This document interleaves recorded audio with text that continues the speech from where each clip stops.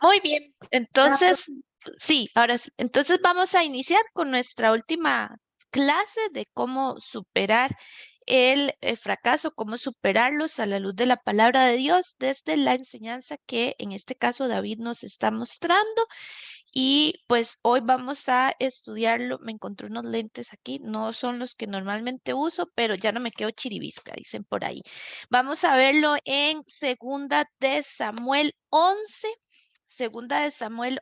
y vamos a leerlo todo el capítulo 11 y pues bien, el 12 relativamente algunos puntos que veremos, pero si usted los quiere revisar, no tengo o darme algún aporte de esto, bienvenido sea. Recuerde que es un estudio para juntos compartir.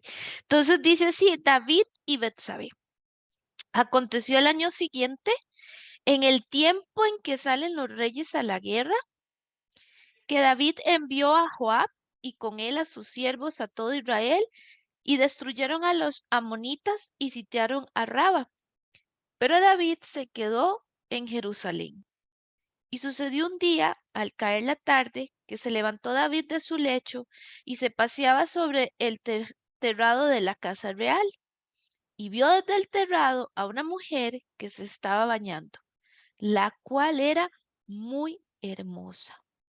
Envió David a preguntar por aquella mujer y le dijeron: aquella es Betsabé, hija de Eliam, mujer de Urías Eteo.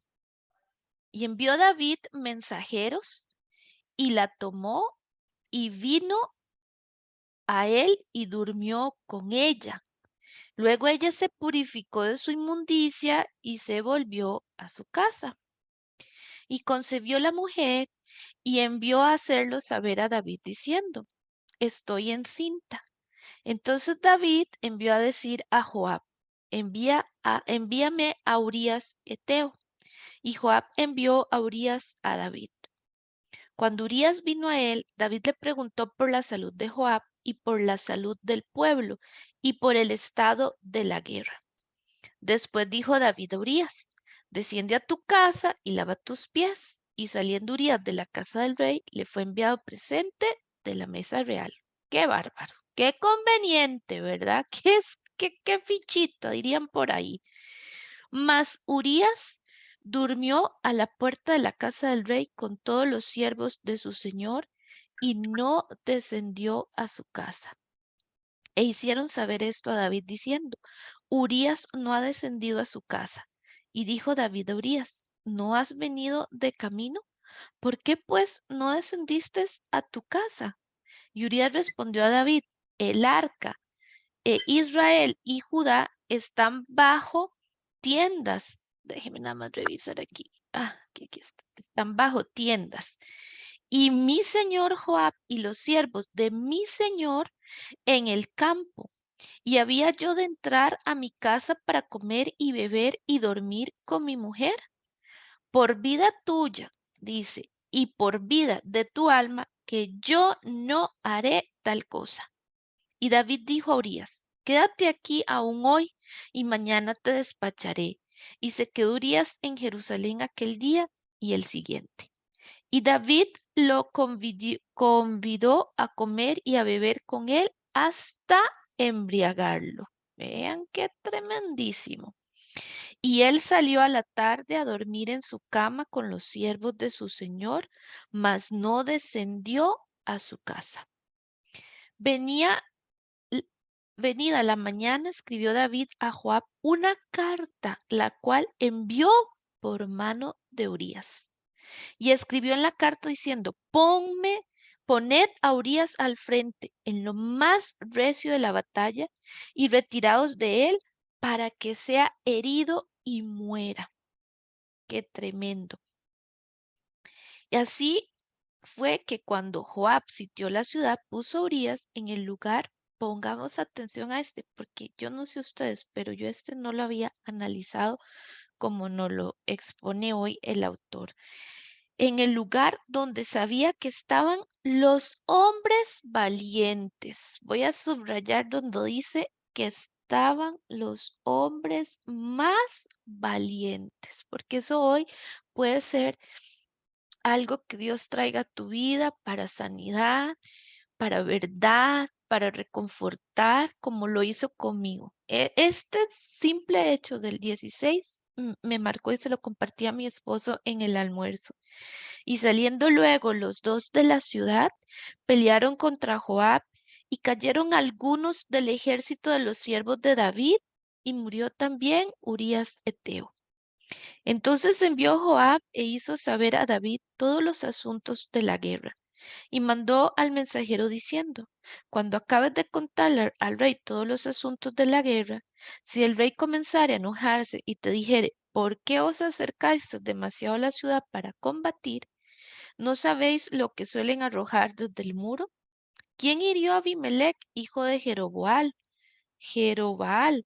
¿No echó una mujer del muro un pedazo de una rueda de molino y murió en Tebes? Ese Jeroboal, para que ustedes lo tengan ahí, es Gedeón. Así se le llamaba también a Gedeón. Él es Gedeón, el hijo de Gedeón, imagínense. Ponerlo aquí para que a mí tampoco se me olvide.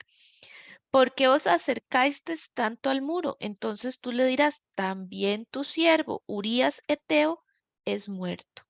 Fue el mensajero y llegando contó a David todo aquello a que Joab le había enviado. Y dijo el mensajero a David, prevalecieron contra nosotros los hombres que salieron contra nosotros al campo, bien que nosotros les hicimos retroceder hasta la entrada de la puerta. Pero los flecheros tiraron contra tus siervos desde el muro y murieron algunos de los siervos del rey, y murió también tu siervo Urías eteo. ¿Cómo dice que era? Tu siervo, murió tu siervo. Y David dijo al mensajero, así dirás a Joab, no tengas pesar por esto. Qué tremendo, no tengas pesar por esto, oiga, no tengas pesar por esto, porque la espada consume ora a uno, ora a otro. O sea, en otras palabras, porque la espada le da a uno y le da a otro. En algún momento van a morir, es lo que él está diciendo. Refuerza tu ataque contra la ciudad hasta que la rindas y tú aliéntale. Qué increíble, ¿verdad? Vea cómo David da este mensaje a algo tan delicado. Versículo 26. Oyendo la mujer de Urías que su marido Urías era muerto, hizo duelo por su marido. Y pasado el luto, envió David y la trajo a su casa, y fue ella su mujer y le dio a luz un hijo. Importantísimo lo que sigue. Mas esto que David había hecho fue desagradable ante los ojos de Jehová. Mas esto que él había hecho fue desagradable ante los ojos de Jehová. Solo para que usted lo tenga ahí, en el versículo 3, cuando se le hace ver que esa mujer es la esposa de Urías eteo, si nosotros nos vamos a esa misma en segunda de Samuel, capítulo 23 al 29, le invito a que usted se vaya conmigo al capítulo 23, 29, en segunda de Samuel 23 al 29, fíjese que en el capítulo 23 dice últimas palabras de David. Después sigue los valientes de David. Y dice en el versículo 8, estos son los nombres de los valientes que tuvo David. Vea qué interesante. Estos son los nombres de los valientes que tuvo David. Y empieza a describir cada uno de ellos.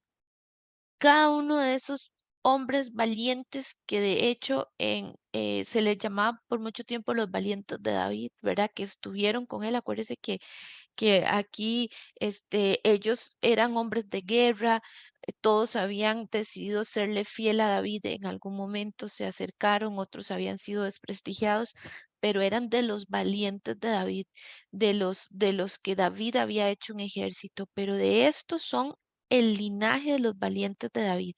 Y vea cómo termina en el capítulo 39. Urías eteo, 37 por todos. Nos deja ver que Urías eteo era de los valientes que acompañaban a David. Es decir, él era un general, era un hombre que había estado hombro a hombro con David. Con razón es que él se rehusaba por todos los medios a ir y disfrutar del placer, del momento, de poder estar con su esposa, de disfrutar de su compañía. Él estaba completa y absolutamente em, convencido que él tenía que estar con su gente. Por eso él dice mis hombres, porque se dice que él en la posición que estaba era una posición de liderazgo, era como un general, él estaba a cargo, él estaba dentro de los valientes. Por eso fue que le hicieron la anotación, ¿verdad? Como sus súbditos de decirle, sí, claro, es la hija de Eliam, mujer de Urías Eteo. Es decir, David sabía quién era Urías Eteo. No es, es la mujer de aquel hombre que no sabemos ni quién es, pero está casada. Tras de que le están diciendo, y es de uno de sus valientes, de uno de aquellos que ha dado por usted todo, que ha estado y que ha dejado y que inclusive está en la guerra.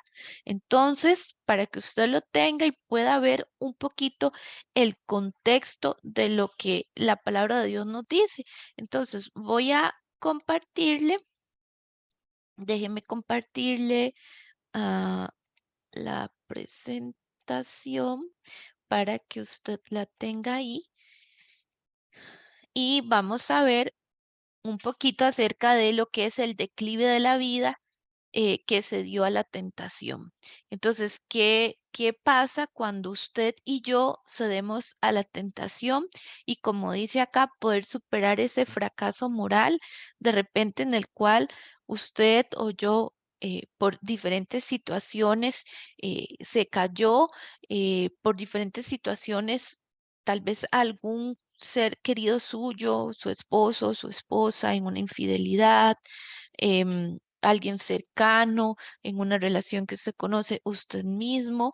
Bueno, vamos a ver lo que acá se nos enseña en la palabra de Dios de lo que es como ese declive o ese descenso. Lo primero que nosotros encontramos en nuestra vida y que debemos de tener cuidado es se baja la guardia. Cuando nosotros en nuestra vida bajamos la guardia. Dice David Roper, perdón, el colapso moral raras veces llega de golpe, es más bien un escape lento. No, no es cierto, amigo, amiga, que fue sin querer, fue que el diablo me tentó, fue que solamente salí con ese hombre o con esa mujer una única vez y pasó lo que tenía que pasar y de ahí las consecuencias. No, es un colapso moral que viene de una situación que mucho tiempo atrás se permitió en la vida, se abrió situaciones que pudiesen estar pasando, parejas, relaciones, ¿verdad? Que hay allí. Es importante que ese lento y pausado retroceso que viene en decadencia, valga la redundancia, también, por ejemplo, cuando ha habido robo, cuando ha habido algo que tiene que ver con temas morales, el colapso moral raras veces llega de golpe. Es más bien un escape lento, es algo que se viene dando en el corazón del ser humano. Y aquí encontramos algo interesante y es que nos habla de la condición de David. Y es que dice que aconteció al año siguiente, en el versículo 11 en el tiempo que salen los reyes a la guerra. Ya solo eso nos deja ver, era de esperar, ¿verdad? Que David, al igual que el resto de los reyes que salen a la guerra, él también saliera a la guerra. La pregunta es, ¿por qué no salió a la guerra? ¿Qué estaba haciendo David? ¿Dónde estaba David que no salió a la guerra? Ay, ya me volé. Iba a pasarla y aquí, vamos a ver, perdón. Ahí está. Entonces, ¿qué fue lo que pasó? ¿Por qué él no se fue a la guerra? ¿Por qué él, en lugar de estar donde tenía que estar, dejó de estar allí. Estaba descansando en un momento en que era un momento de guerra. Tenga usted mucho cuidado de estar usted, como decían los abuelitos, acostadito en las hojas del laurel, ¿verdad? Más fresco que una lechuga en momentos en los que usted debe de estar peleando por su matrimonio, peleando por su vida espiritual, peleando por esas condiciones que usted ve que hay un declive moral, que usted tiene cierta inclinación a cosas pecaminosas, porque entonces podemos entrar en un descenso, como bajar la guardia. Vea lo que dice, en el tiempo que salen los reyes a la guerra, ¿por qué David no salió? ¿Cuándo fue que David creyó que él no debía de estar? Y es que curiosamente dice en el tiempo en el que salían los reyes a la guerra. Podría pensar, de ahí es que David era el rey, podía no salir, podía no querer, pero este específicamente nos dice que era un rol que le correspondía a él, porque era en el tiempo en el que salían los reyes a la guerra. Sí le correspondía a él estar ahí. Y es que qué tremendo es cuando a nosotros sí nos corresponde esa batalla, cuando a nosotros sí nos corresponde estar ahí. Hay situaciones en las cuales a veces uno dice, bueno, tal vez por el rol, por la situación, pero tenemos que tener cuidado y decir, esto me corresponde a mí. ¿Y cómo lo sabemos, Helen? Porque eso es algo que usted no puede delegar, solo a usted le toca. Solo usted como mamá puede estar velando por esa situación como hijo. No le corresponde a las suegras, a la nuera suya, no le corresponde a la consuegra, le corresponde a usted ese papel con su hijo, con su hija, porque es el tiempo en el que usted tiene que salir a la guerra y no permitir que en su casa venga un colapso moral. Entonces son cosas en las que debemos de cuidar y sobre todo cómo está nuestra vida, porque a veces nosotros estamos ya en un lento declive de ese colapso moral, permitiendo cosas. Vea lo que dice. Y dice, y se levantó en el versículo 2, y sucedió un día al caer la tarde, que se levantó David de su lecho y se paseaba sobre el terrado de la casa real. Ah, qué bonito. Él se levanta como si nada cuando tiene todo un ejército y cuando hay reyes peleando y conquistando, y él está que no le hace falta nada, que no está pensando, él está en otras. Como cuando usted y yo vamos a la iglesia y el pastor está enseñando y usted está viendo redes, poniendo atención al WhatsApp, con el teléfono, estamos en otras. Y es momento de estar vigilante nuestra vida y nosotros estamos pensando en que después del culto vamos a tal cosa, después de que termine el grupo vamos a hacer tal otra, ¿verdad? Tenemos que tener muchísimo cuidado porque acá es donde se nos habla de esta verdad, se baja la guardia y no me vengan con el cuento de que ay fue un desliz, no, es un lento y pausado descenso, ¿verdad? Un escape lento que se va dando. El otro tema que tenemos aquí es que se juega con la tentación. David empezó a jugar con la tentación. No hemos estado conectados con nuestra vida interior de repente, entonces algunas veces no sabemos cuáles son nuestras debilidades y fortalezas, ni tampoco hemos estado conectados con Dios. Entonces es importante que usted no juegue con la tentación. Mire, como hombres y mujeres, nosotros tenemos que saber qué cosas no son, para mí, en lo personal, son más tentación que otras. Posiblemente usted sea mucho más fuerte que yo en algunas áreas y yo, por mi naturaleza caída, tengo algunas áreas con las cuales tengo que estar lidiando, pero es necesario que usted y yo reconozcamos cuáles son nuestras fortalezas, cuáles son nuestras debilidades, para cuando yo me vea expuesta ante esas debilidades, poder salir huyendo, como dice la palabra de Dios, ¿verdad? Que nosotros tenemos que cuidar muchísimo esas áreas en nuestra vida y vea lo que dice la palabra de Dios en Primera de Corintios 10:12. En Primera de Corintios 10:12 dice así. mm, Así que el que piense estar firme, mire que no caiga. Aquel que piensa estar firme, mire que no caiga.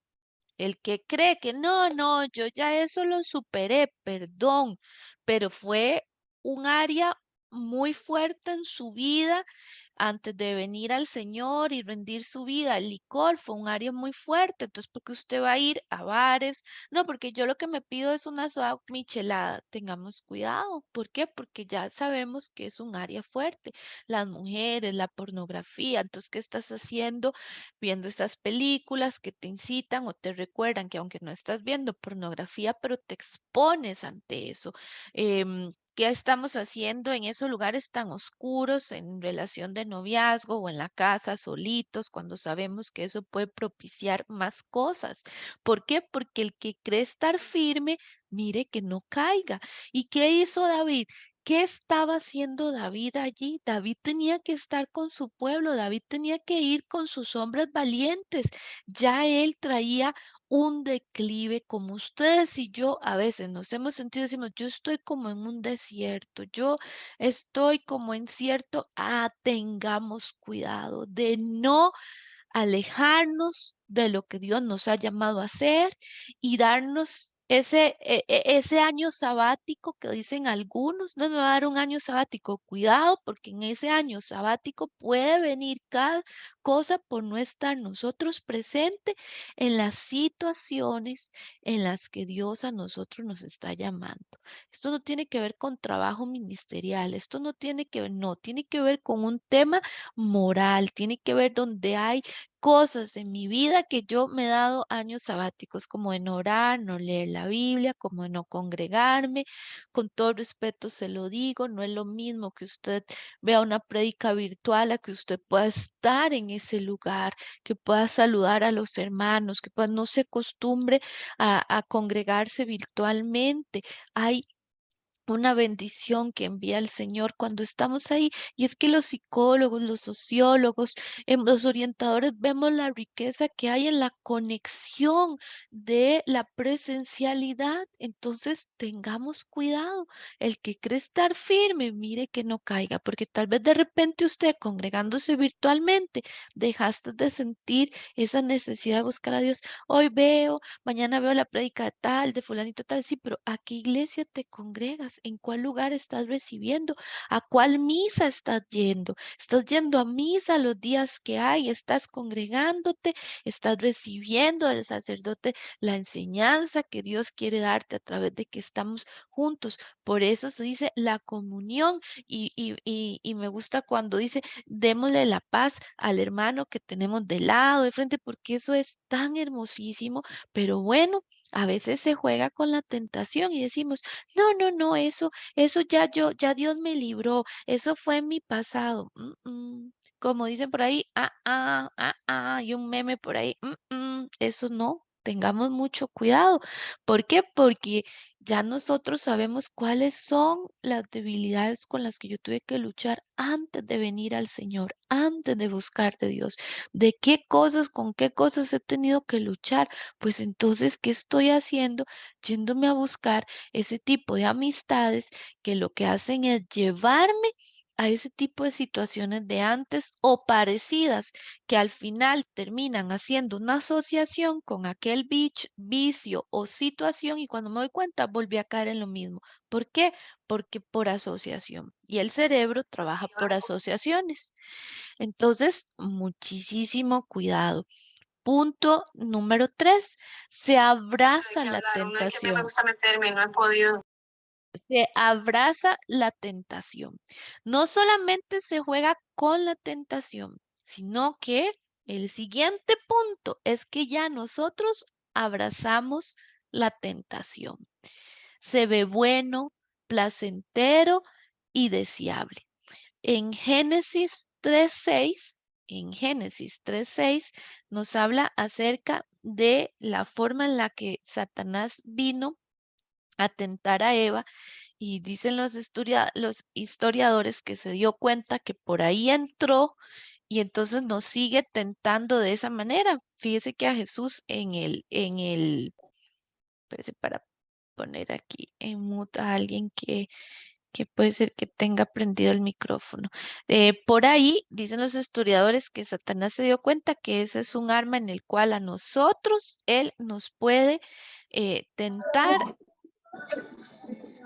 y entonces va a buscar que sea por ahí a ver si logra hacernos caer en tentación. Por eso a Jesús en el desierto lo buscó tentar con la misma situación. Entonces vean lo que dice Génesis 3:6. Dice así, y vio la mujer que el árbol y vio, presten atención, y vio la mujer que el árbol era bueno para comer y que era agradable a los ojos y el árbol codiciable para alcanzar la sabiduría. Y tomó de su fruto y comió, y dio también a su marido, el cual comió así como ella. Vio, era agradable y era codiciable. Las cosas por las cuales Satanás a nosotros nos tienta. Y se los pongo aquí. Se ve bueno, placentero y deseable. Si esa relación se ve buena, se ve placentera y se ve deseable. Sí, ese tema económico, hacerlo de esa manera, se ve bueno, se ve placentero, se ve deseable. Esa relación que ahorita pareciera se ve buena, se ve placentera y se ve deseable, pero es una tentación porque al final sabes que está lejos de todo lo que Dios quiere para su vida, porque ya Él ha venido mostrándole que no están en los planes de Dios que usted continúe en esa situación. Entonces, esa es la forma en la que muchas veces Satanás a nosotros nos engaña, sintiendo que es bueno, vea a quién le hace daño, nadie le está haciendo daño.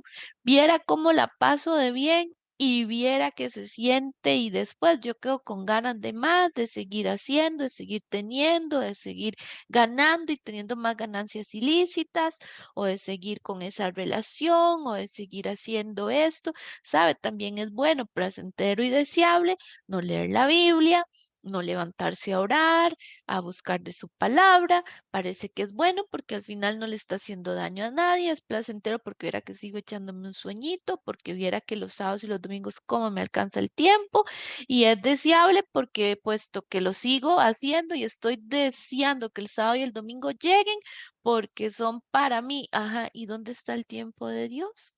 Ve cómo esto se aplica a muchas cosas, pero entonces nosotros empezamos a abrazar la tentación de ya no sentir deseo de escuchar la palabra de Dios, de ser amonestado por la palabra de Dios, sino que ahora todo va en función de aquello que me está alejando de Dios.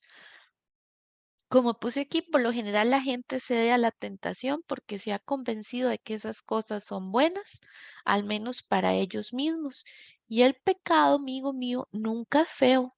El pecado nunca es feo, nunca, más bien por eso se llama pecado, porque se viste como algo deseable, se viste como algo agradable, como algo placentero.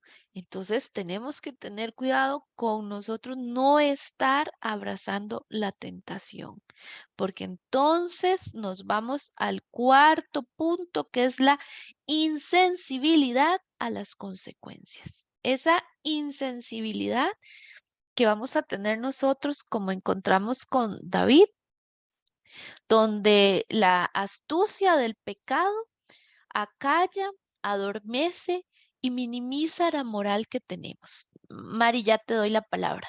Entonces, esa astucia hace que la astucia del pecado va callando en nosotros, adormece nuestra conciencia y minimiza la moral que tenemos. Y lo encontramos en David. Vea lo que hizo David. Trató de ocultar su pecado, diciéndole tráiganme en Orías. Buscó que él fuera a la casa y hasta le mandó un presente, como dice aquí, fue enviado presente de la mesa real, o sea, una cena, casi que le mandó las velitas, los candelabros, todo para que él tuviera una cena bien romántica con Betsabé y de esa manera Entonces, decir, ese niñito no es mío, esa cosita preciosísima que está ahí creciendo, no es mía. O sea, él empezó a hacerlo de esa manera, inclusive hasta como vio que no pudo, entonces lo embriagó y como no pudo, con él envía la carta de sentencia de muerte. Vean la insensibilidad. Y cuando le cuentan que lo mataron, él dice, no tengas pesar por esto. No tengas pesar, en algún momento la espada va a herir a alguien, la espada herirá a otro, pero más bien usted aliéntelo, siervo, a cuando hable con él y dígale que las cosas están bien. Qué tremendísima acción la de David. Y finalmente encontramos una doble moral. Las acciones no concuerdan con los juicios emitidos por la propia boca. Cuando en el capítulo 12 Natán le pregunta a David y le dice, ¿qué harías con la ovejita, la cual le, le, mm, le quitaron la, el terreno? Y él dice, mátenlo. Él dice, pues ese eres tú. Ah, sí, a él se le había olvidado. Entonces encontramos en nuestra vida esa doble moral. Vean 4 aspectos sobre los cuales nosotros tenemos que tener cuidado porque es ese declive que nos hace ver que podemos estar nosotros entrando en un fracaso moral, en un fracaso que nos va a llevar a consecuencias severas. Mariana había levantado la mano. Sí, pastorcita, me tengo que retirar por lo que le había contado, que tengo que ir a hacer el grupito de jóvenes, pero Claro, si puede pasarme el video, claro que sí, Mari, se está grabando. excelente. Más bien, muchas gracias, Helencita, que Dios me la bendiga, muy interesante el tema. Que te vaya bien, gracias Pues, por y amén, conectarte. amén, con todo gusto. Un abrazo, chao. Chao. Ok, entonces vean qué importante lo que nosotros encontramos aquí de cómo hay un declive y cómo nosotros tenemos que tener muchísimo cuidado en estarnos examinando.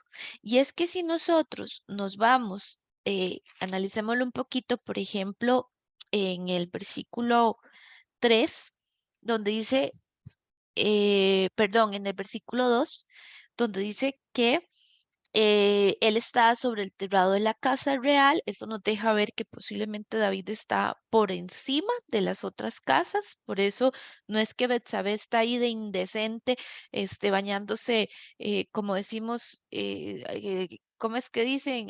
Chinga, como decían los abuelitos, no es que está ahí al viento, no, ella está en su casa.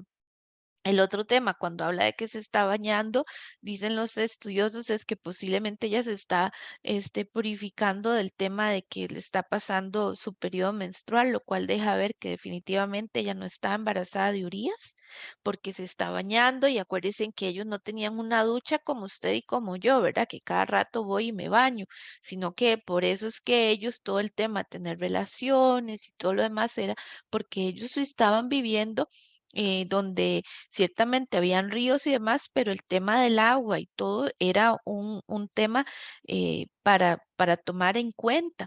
Entonces, pero él está ahí en el tejado, está de vina, porque como dicen, taller del diablo, la mente ociosa, no tiene nada en que estar pensando, porque él está lejos de todo lo que tiene que ver con su responsabilidad, con lo que está llamado a hacer, como cuando ustedes y yo estamos igualitos, lejos de nuestras responsabilidades, estamos más pensando en nuestro propio placer, en nuestro propio deseo, y entonces se viene y ve que la mujer se está bañando, la cual era muy hermosa, y aquí es donde él la observa y la codicia.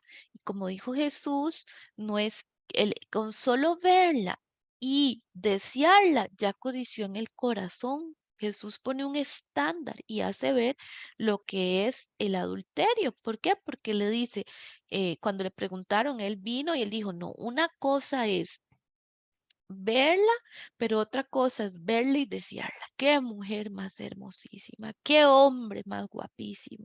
Mírele qué piernas, mírele qué trasero, mire qué frontalines, mire qué pelo, mire qué sonrisa. Y cuando usted se da cuenta, usted lo escaneó o la escaneó completa y ya ahí dice el Señor, ya ahí empieza en nosotros esa segunda mirada tan peligrosa que nos lleva a tener cuidado, pues este bandido seguro observó todo el baño. Una cosa es que él haya visto que le estaban bañando y usted dice, uy, Dios mío, y mejor se va.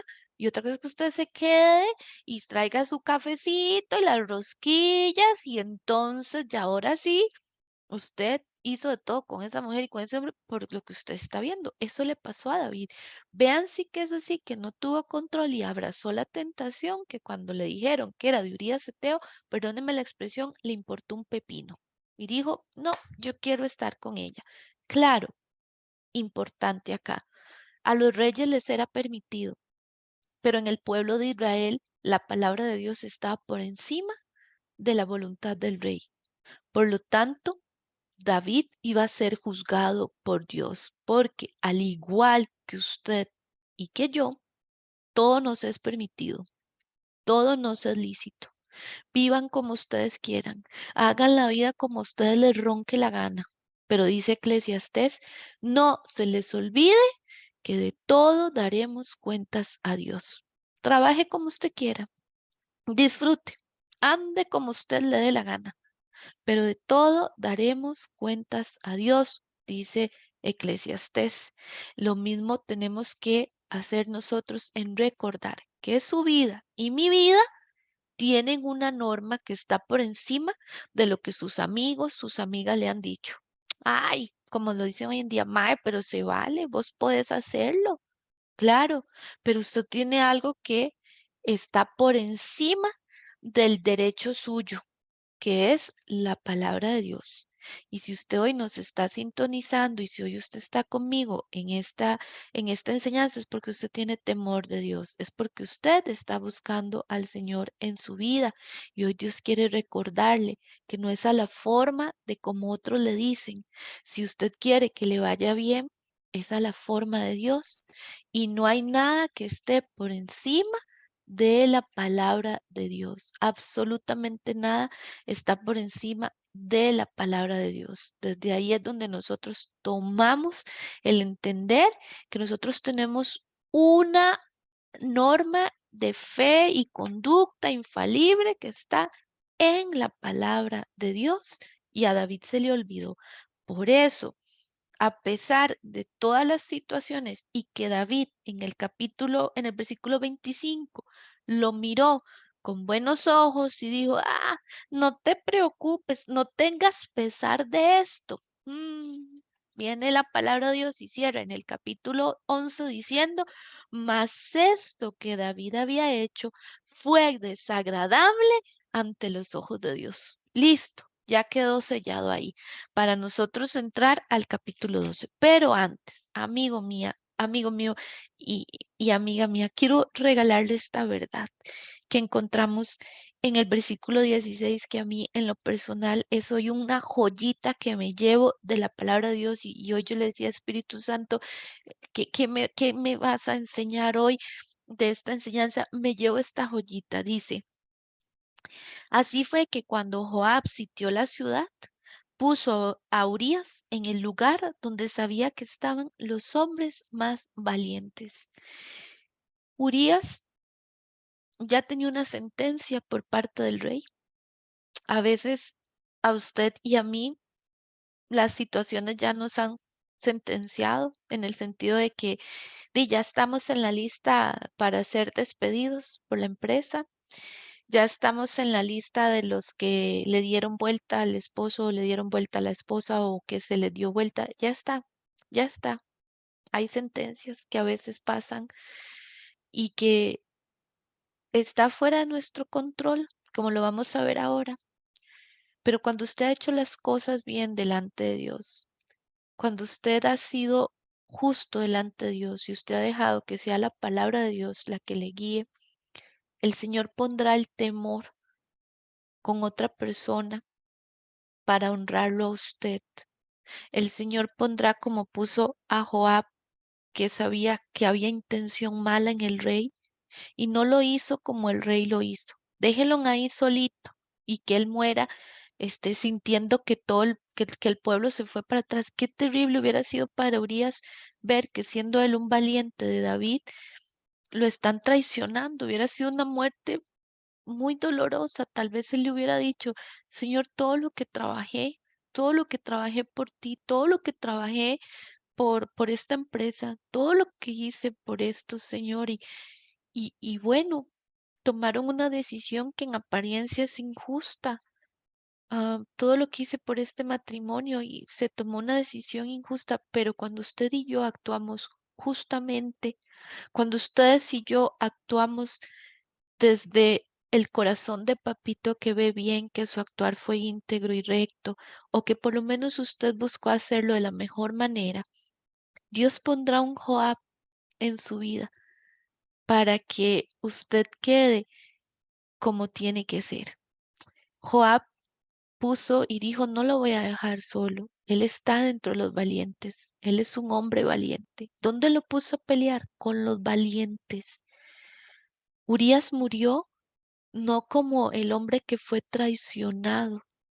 Posiblemente en el recuerdo del corazón del pueblo estaba Urias entre los valientes, pues así se menciona y Dios hace honor a la verdad de quien fue Urías, cerrando el capítulo Los valientes de David, poniendo a Urías Eteo entre los valientes.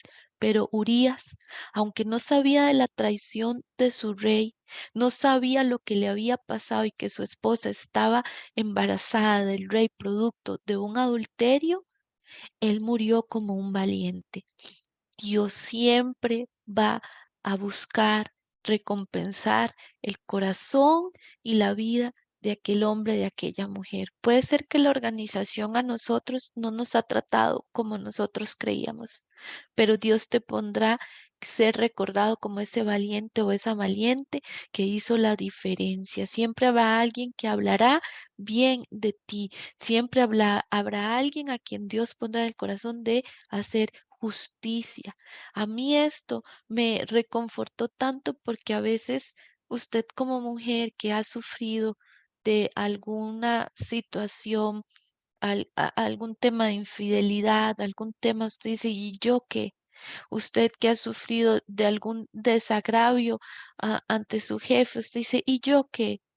No se preocupe, Dios jamás, jamás se va a olvidar de que usted buscó hacer las cosas con integridad y con verdad. Por eso tenemos a Urias que lo colocan luchando entre los valientes. Qué honor para Urias saber que si él moría viendo a sus amigos con los que peleó tiempo atrás. Él no sabía lo que estaba pasando, pero Papito Dios estaba guardando la honra de Urias.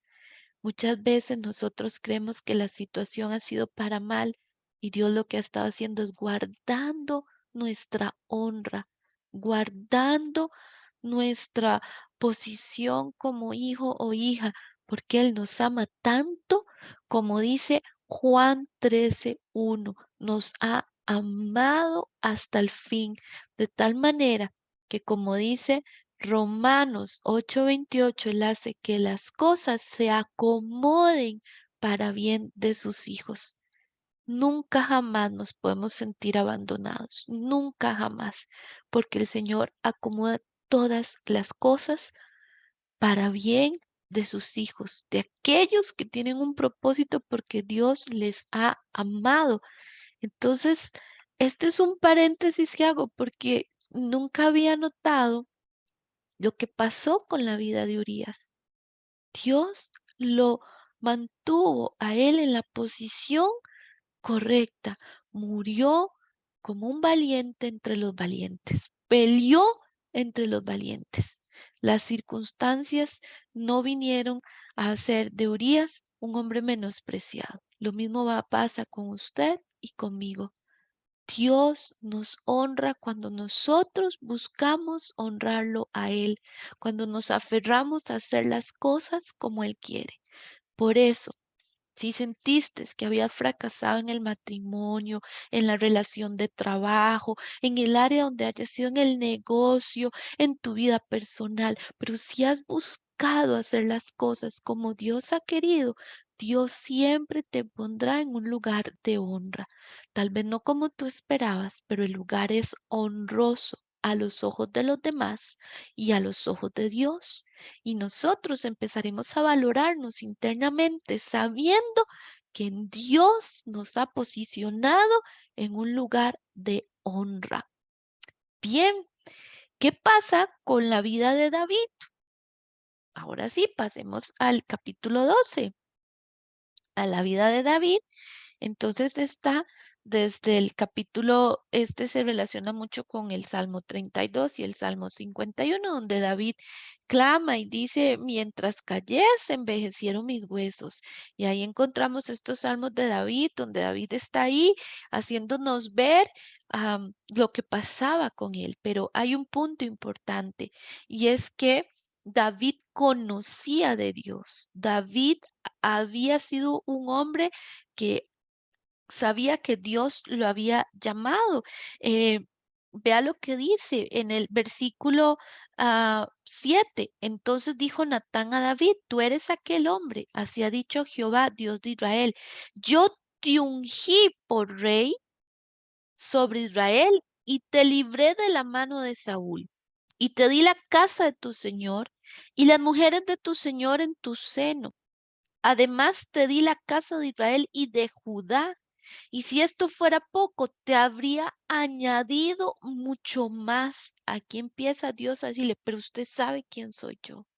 Eso es cuando Dios te dice, pero usted me ha escuchado, usted ha estado y usted me ha visto actuar. Usted sabe quién soy yo como Dios. Y aquí es donde dice, al que mucho se le da, mucho se le demanda.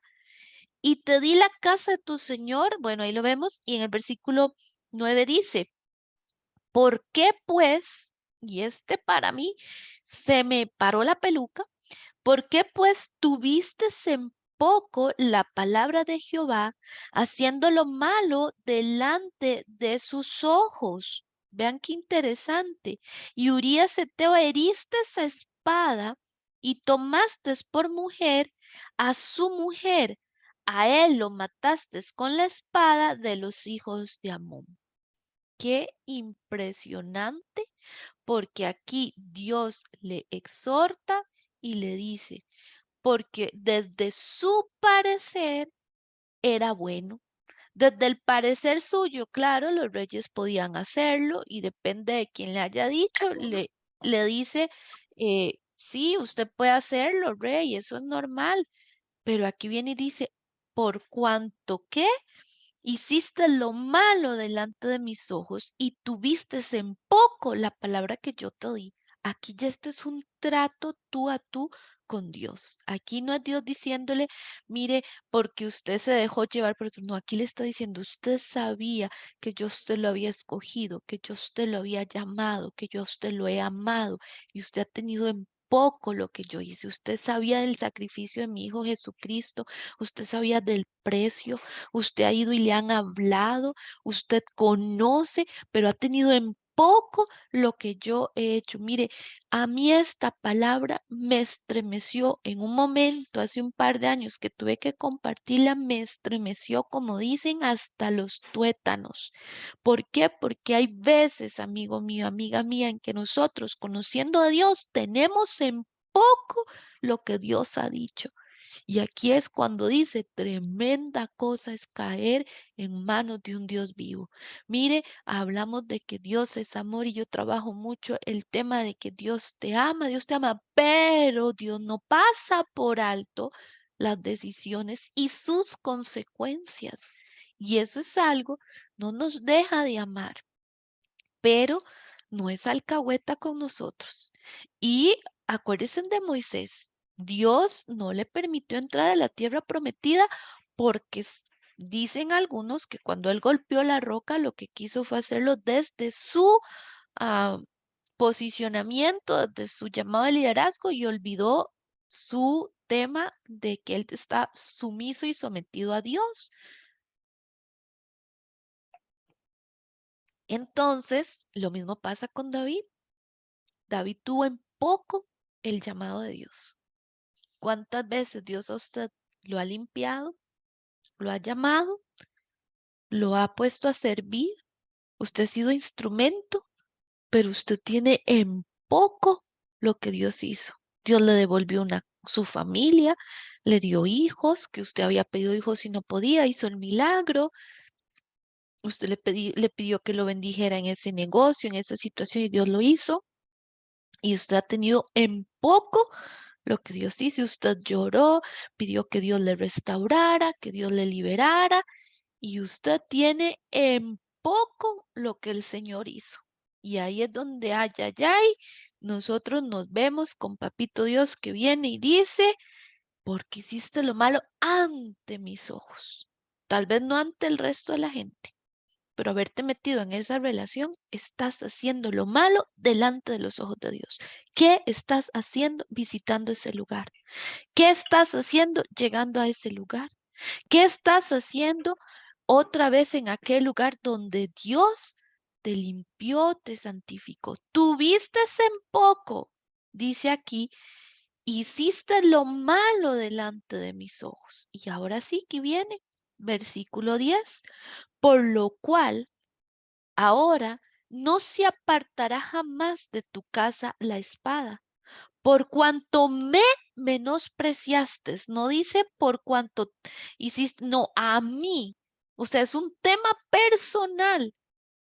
Por cuanto me menospreciaste y tomaste la mujer de Urías Eteo para que fuese tu mujer. Le recuerda la actitud del corazón. Mire aquí, posiblemente si tuviéramos a David en ese momento y le preguntamos, David, ¿cómo te sentiste cuando escuchaste semejante represalia? ¡Qué duro, Dios mío! Así ha dicho Jehová, versículo 11. He aquí, yo haré levantar el mal sobre ti de tu misma casa.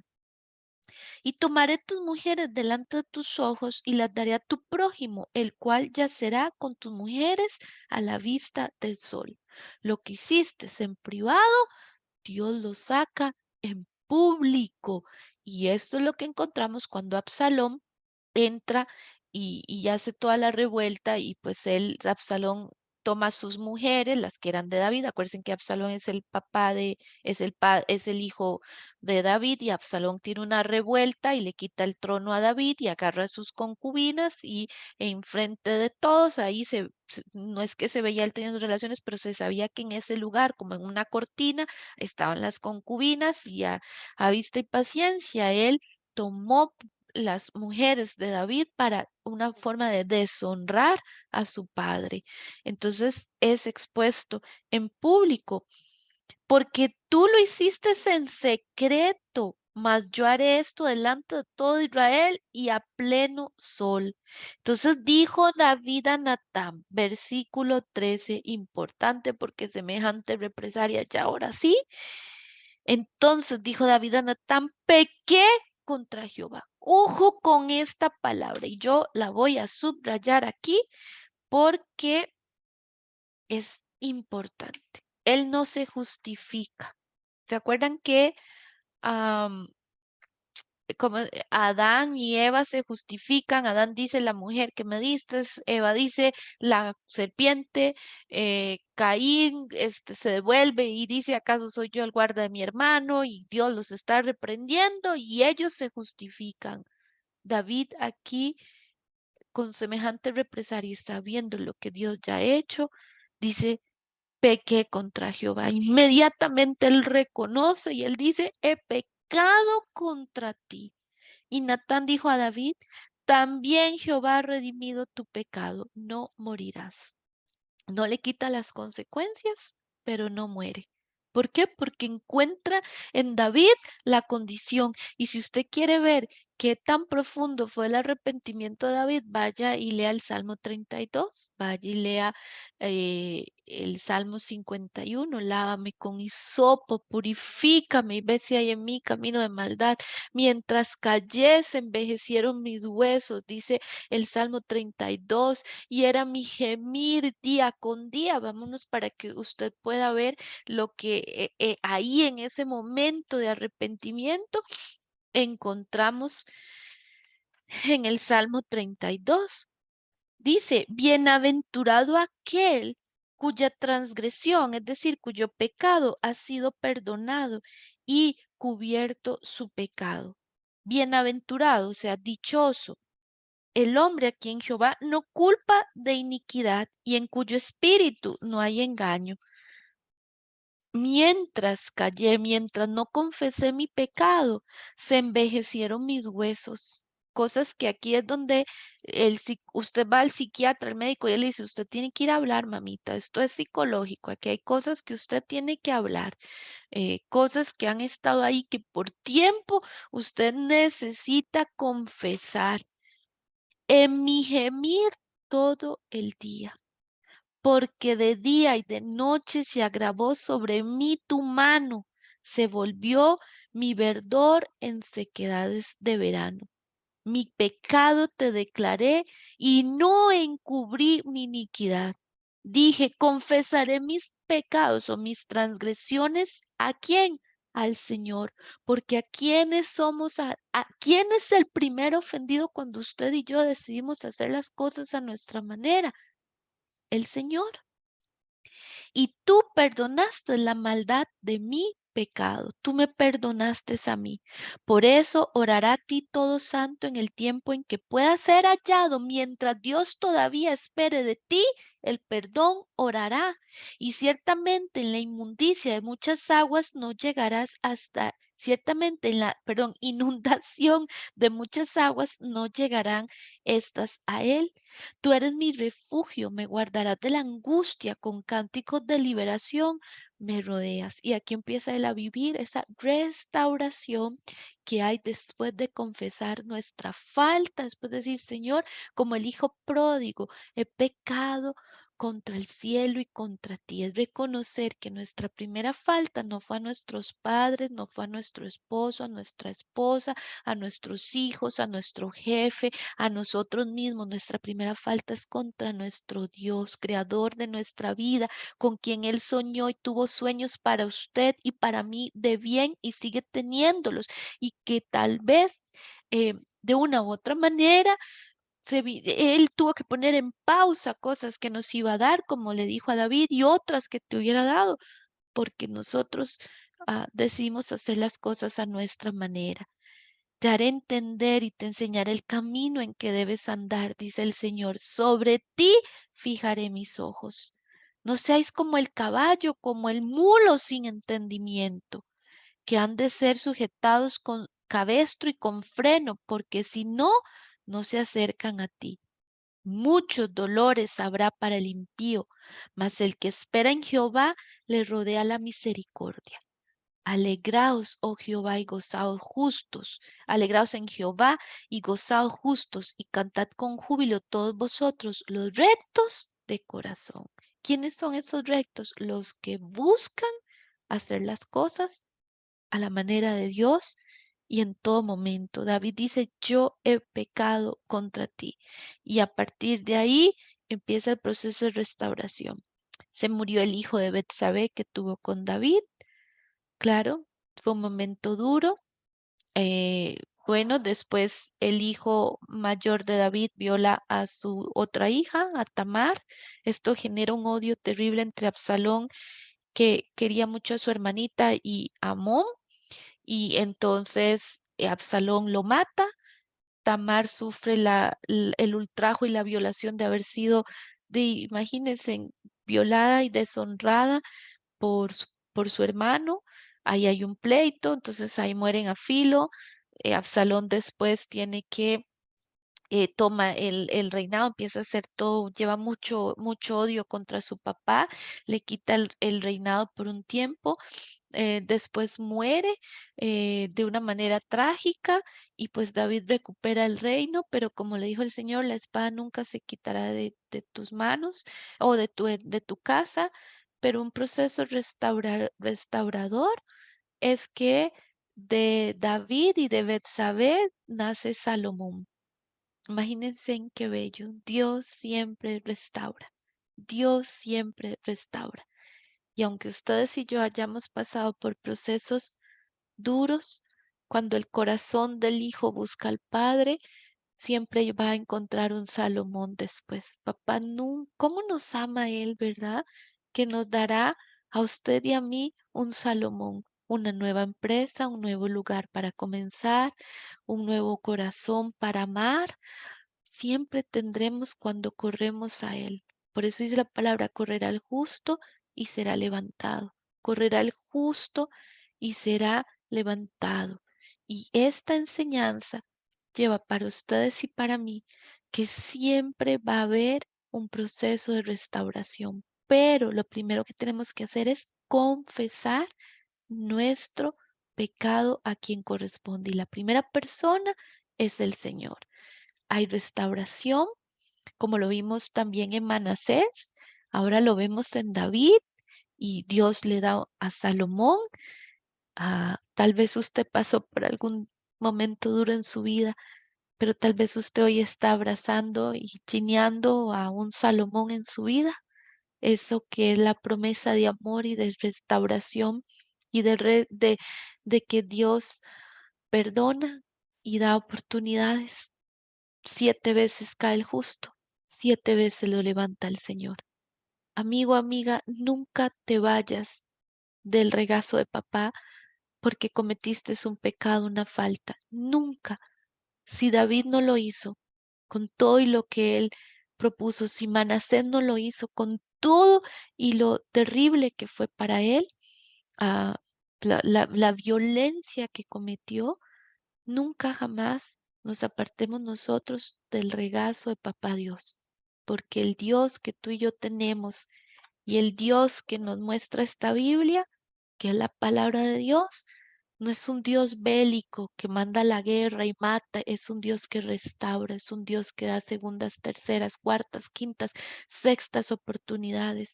Es un Dios que resucita milagros, que siempre está ahí, que es muy correcto, que hace las cosas y no nos justifica en nuestras acciones, pero nos acompaña en el proceso, por más doloroso que sea, nos acompaña.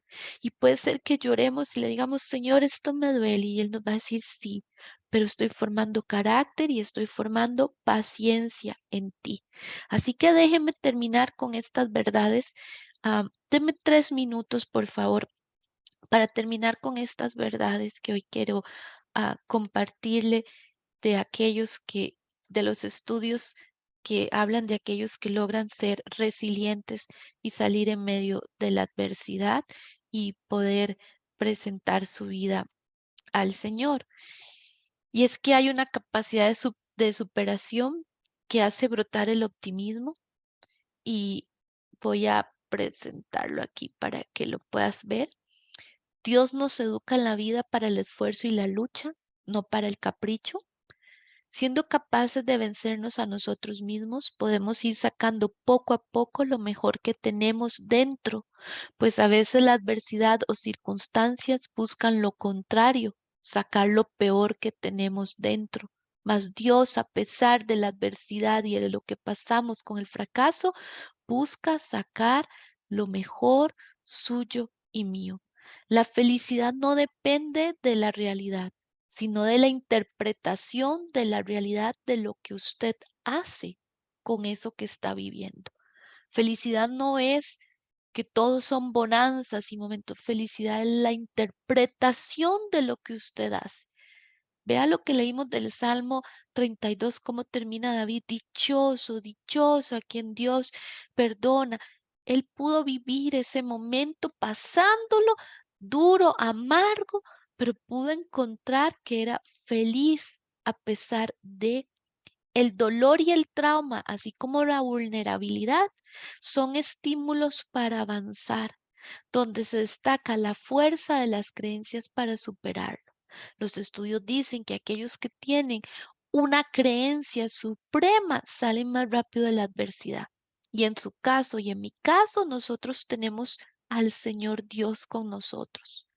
Dice por ahí el doctor Enrique, que es un psiquiatra en España muy reconocido, lo que te hace crecer como persona son las derrotas bien asumidas, aceptadas y configuradas por dentro en el mapa del mundo personal.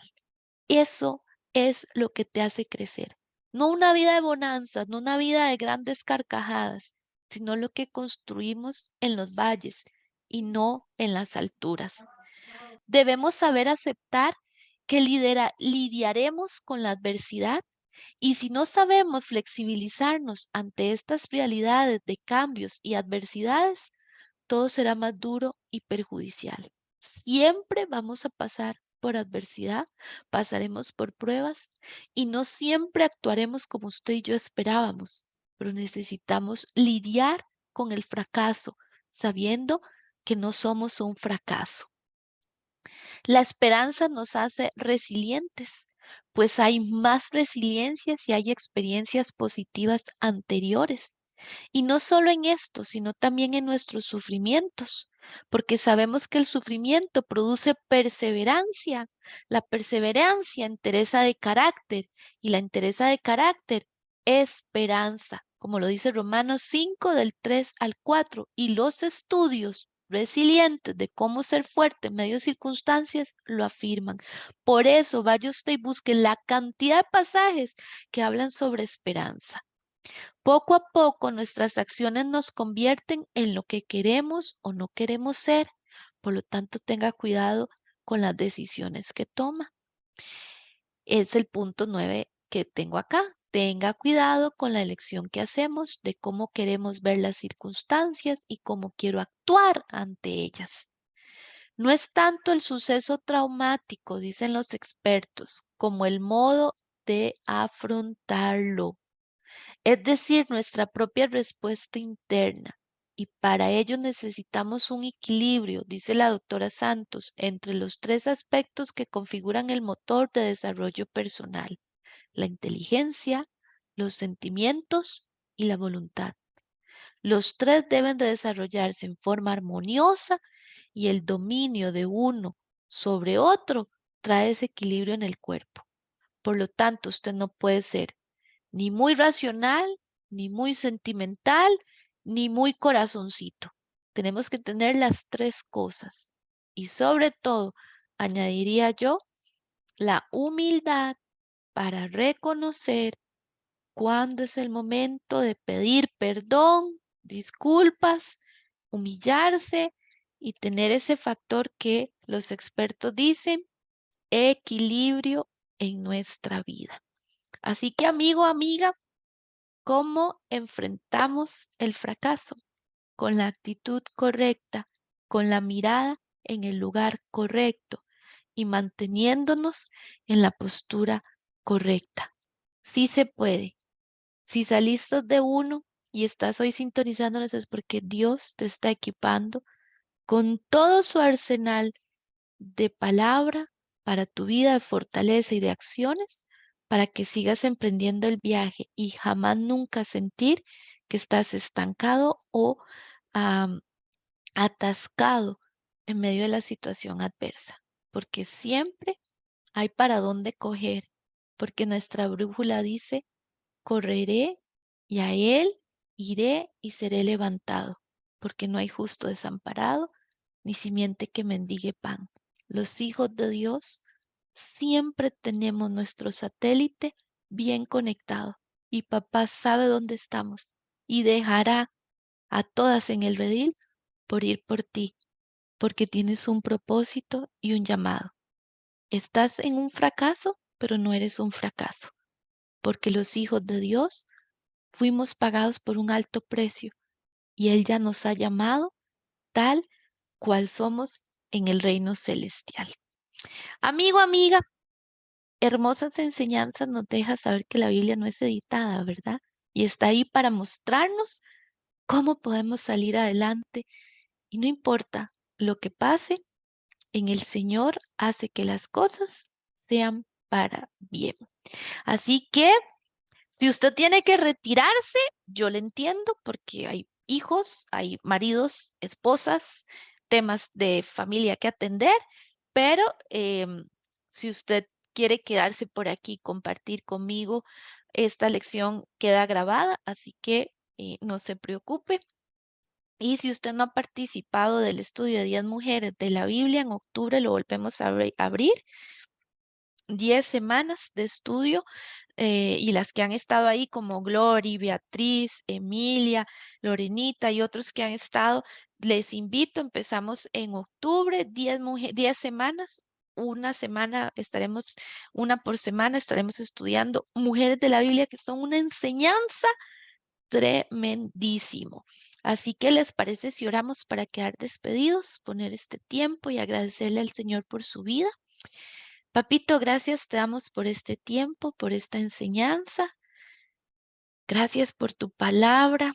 ¿Qué sería de nosotros sin ella? Tienes tanta sabiduría que dejaste, un libro que nunca pasa de moda, que se mantiene, que es tu palabra viva y eficaz, que se guarda en páginas, en diferentes idiomas, en cientos de vocablos, Señor, que han sido o escritos, Señor, en cientos de idiomas para fortalecer la vida de tus hijos. Si mi amigo o mi amiga está pasando por una situación dura, que hoy tu palabra le reconforte y que lo mantenga centrado en su vida, sabiendo que hay norte y que aunque el fracaso ha golpeado, eso no lo defina como un fracaso o una fracasada. Fortalécelos, gracias por su tiempo, que no les falte, Señor, sino que tú se los multipliques en abundancia en el área donde ellos así lo requieren.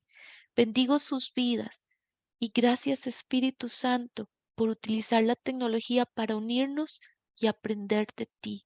Gracias por estar con nosotros y gracias por revelarnos al Hijo y al Padre. Y gracias, Jesús, por seguir orando por nosotros para ser siempre nosotros aceptables delante del Padre. En tu nombre oramos. Amén y amén. Bendiciones. Voy a cerrar la grabación, pero el que quiera quedarse y compartir qué se lleva o hablarnos, sea bienvenido. Dejaré 4 minutitos para ir finalizando a las 8 en punto.